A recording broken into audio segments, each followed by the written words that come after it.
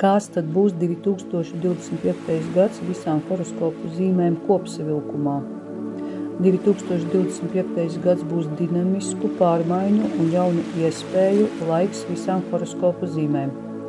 Gads piedāvās iespējas gan profesionālajā, gan personīgajā dzīvē, un paša uzmanība būs jāpievērš veselības un emocionālās līdzsvarotības uzturēšanai. Lielākajai daļai zīmju būs jaunas iespējas karjeras izaugsmē. Enerģija un inovācijas būs atslēga, lai sasniegtu profesionālos mērķus. Svarīgi būs sadarboties ar citiem un būt atvērtiem pārmaiņām. Veselība būs stabila, ja tiks ievērots līdzsvars starp darbu un atpūtu.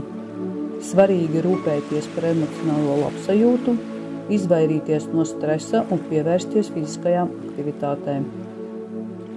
Finansiālā situācija lielākoties būs stabila.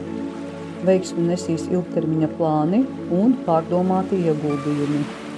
Taču no pārmērīgiem riskiem vajadzētu izvairīties un neveikt emocionālus pirkumus. Attiecībās valdīs harmonija un emocionālā tuvība.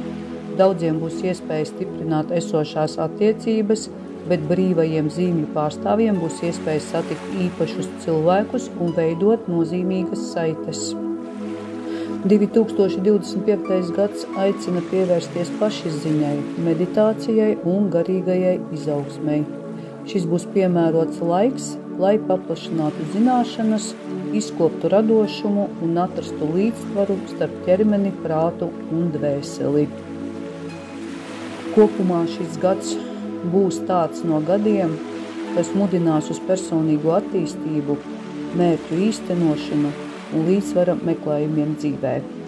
Katram būs iespēja gūt panākumus un bagātināt savu pieredzi visās dzīves jomās.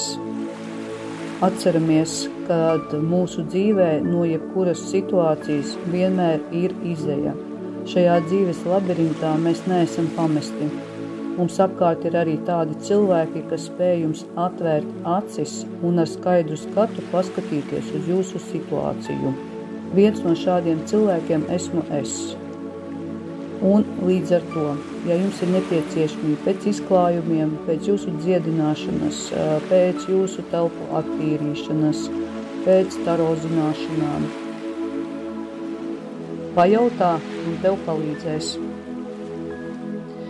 Lai mums visiem labi klājās.